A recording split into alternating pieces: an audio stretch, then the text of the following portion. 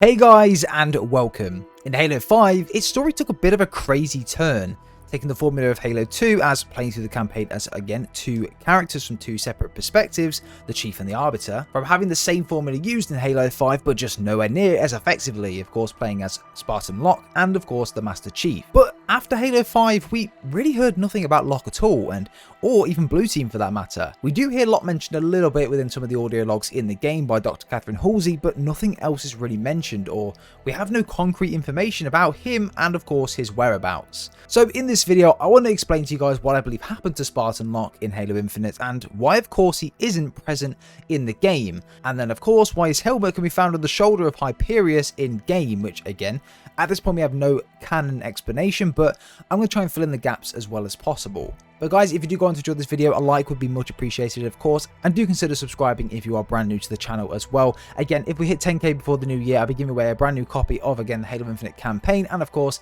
10k online store credits to a random subscriber. Also, if you want to be notified when a video does go live, make sure you guys do go ahead and ring the notification bell just above the like button, it'd be much appreciated, and of course you'll be notified instantly when a brand new video does go live. But guys, without further ado, let's get straight into the video.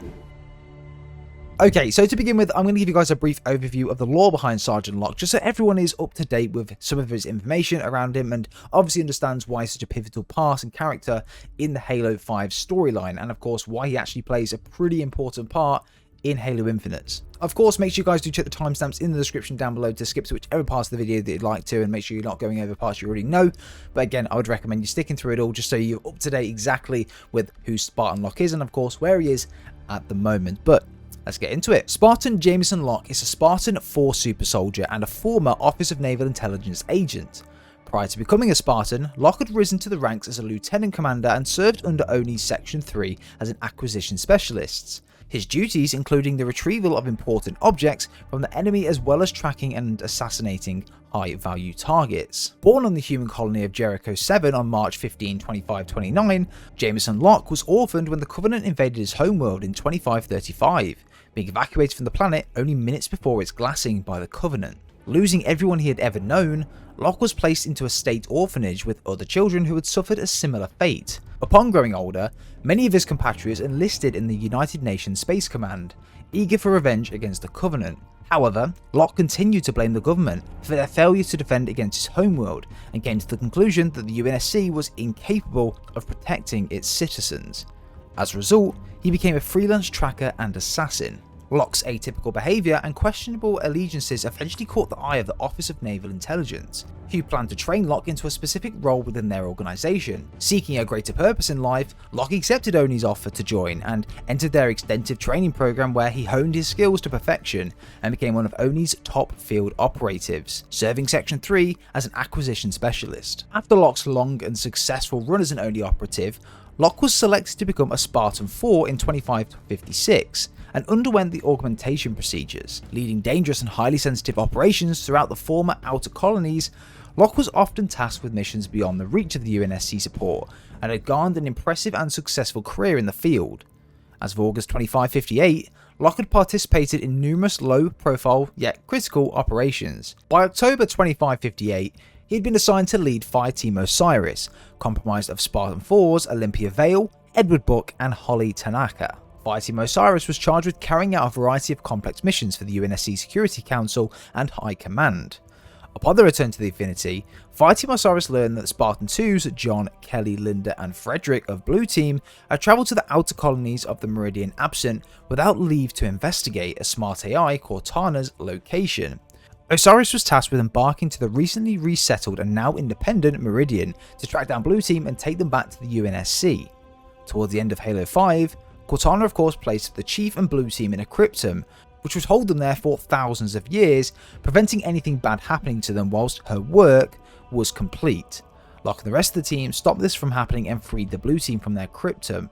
After this of course, both Locke and the Chief returned to the planet of Sanghelios, deep into the night, and of course regrouped with John's mother figure, Dr. Catherine Halsey, and his old foe, the Arbiter. Without going into every minor detail, as I literally could be here all day, the teams essentially boarded a Pelican the following day after saying their goodbyes to the Arbiter and his fellow elites, and went back to the UNSC Infinity for their next mission. Again, I didn't want to go into too much detail with Locke because I know that there's actually a lot of information that comes from different books and different TV shows, stuff like that, that around Locke, and I literally could do like a 15, 20, 30 minute video on Locke going through everything about him, but very high level, that was everything I thought that you guys needed to know about it as well, where he grew up, how he started, and where he was, and of course how he got into the point of being the leader of Fireteam Osiris. So yeah, a pretty cool and bit of interesting lore there for Locke. So now we have a bit of background on Sergeant Locke and what happened to him towards the tail end of Halo 5. Let's talk about where he is in Halo Infinite. On December 11th, 2559, Locke was proposed by Catherine Halsey as their second option for the weapons deployment on Installation 07, in case Spartan 117, of course the Master Chief, couldn't participate in the operation and wasn't mentally able to do it. The weapon will lock her down. You will retrieve Cortana and bring her back here. For execution. For deletion. We are at war, Master Chief. If you do not think you can do this, now is the time to step down. I'm sure Spartan Locke is available. Again, you can hear Dr. Catherine Halsey say this to John's face in the audio log. They're having a conversation, and of course, John doesn't seem very mentally prepared for this operation to track down Cortana and of course bring it back to the Infinity for deletion. But of course, Dr. Catherine Halsey reassured him and says that if you're unable to do this, we will of course put Spartan Locke on the job. And the Chief of course reiterated to Dr. Catherine Halsey that he was okay to go ahead and do this mission, and he wanted to be the one to do it. However, the following day on December 12, 2559, Locke was actually tasked and was underway in the first stages of an operation named Operation Breaker Trip, where the Banished attacked the UNSC Infinity, destroying the ship in the process. Locke wasn't on the ship at the time because of course he was in the process of kicking off this operation, which of course took place on an unknown location at this time. I have a suspicion that this could have been on Planet Reach because again, when the Chief goes with the blue team to Reach to obtain the weapon, it also mentions there are loads of Banished forces on Reach, so I'm potentially thinking that maybe Hyperius could have been on Reach at the time, trying to find some form of portal which was mentioned within one of the books. Now I'm thinking this potentially could have been the case and Locke was on Reach at the time trying to prevent this from happening, whereas the Chief and Blue Team were trying to find the weapon. I think that may be my theory there. I don't know if that's true, it's not canon yet, nothing's been explained or no details have been given to us, but I do think that's a pretty good explanation as to where Locke might have been at the time.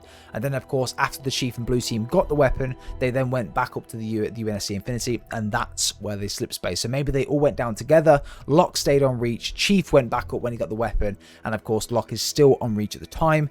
And then of course when Hyperius defeated Locke or whatever may have happened, Hyperius then stripped Locke of his armor, put his helmet on his shoulder, and then Locke must have just ran off or something. At this point I really don't know. The Banished do have a nick of not necessarily defeating their enemies, they like to see them run, and again this was very apparent in Halo Wars 2 with Atriox as well. In one of the cutscenes and trailers, he didn't finish off the Spartans, he let them run and let the other brutes run after them. So again, maybe that was what happened, I don't really know, but again, it's a good theory to think about. Again, going into a bit more detail around what Operation Breaker Trip is so far, we don't have a lot of information about it, but I want to cover what lore we do have around it. So Operation Breaker Trip was an operation conducted and tasked by the United Nations Space Command during the creative conflict involving Cortana and her AI uprising. We don't have a lot of information, as I mentioned, around what this operation actually is at the moment, but what we do know is it most likely does involve the Banished in some capacity. We know of course the Banished were also on Reach, as I mentioned, so maybe the Chief and Blue Team had to fight their way through there, and of course Locke did deploy with them, and then of course when the Chief and Blue Team did retrieve the weapon and go back up to the UNSC Infinity, Locke stayed and fought against the Banished, and that's of course where he found Hyperius and of course his Banished forces. It's a pretty good theory, maybe it is correct. Let me know in the comments down below what you think. I'd be really interested to know if you guys agree with me or if you have another theory as well. Again, I haven't read too many of the books, so there could be some really good connecting lore in some of the books that we don't really know about just yet. But again, there's another book coming out next year, which I'm hoping will give some more insights as to where Locke is.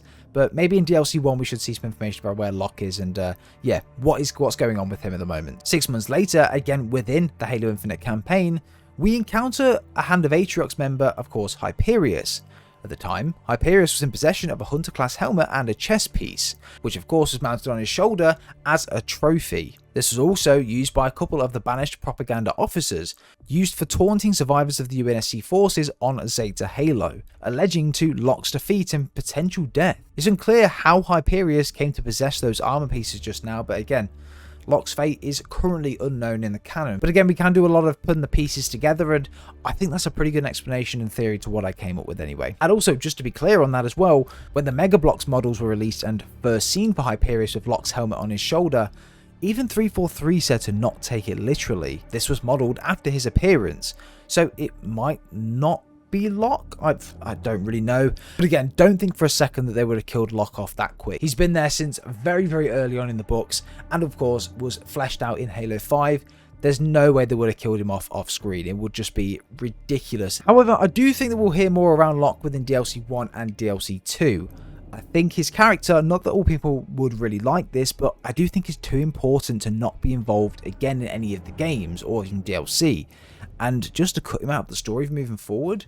I mean, having him pretty much as a main character in Halo 5, not having him anywhere within Infinite again, isn't necessarily a big problem, but sort of killing him off and never mentioning him again is a little bit, I don't know, I don't think it does it justice. I think his character had a lot of potential. We're definitely going to see him more in the DLCs coming to Infinite.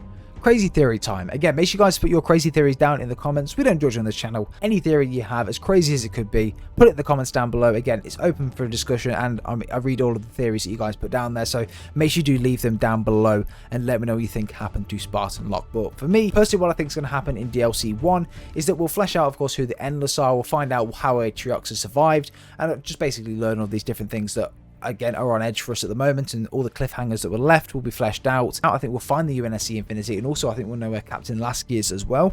I potentially feel like we'll pick up some form of communication. It'll be a completely random one at the time, and I think the weapon will probably say that it's something like that she can detect some surviving Spartans nearby or some Marines that need help. We need to get to them ASAP. So we'll have an objective to go over to this location to try and help fight with these Spartans or these Marines at the time against the Banished forces that are continuously coming at them, and they really need help, and they're sending out countless distress signals.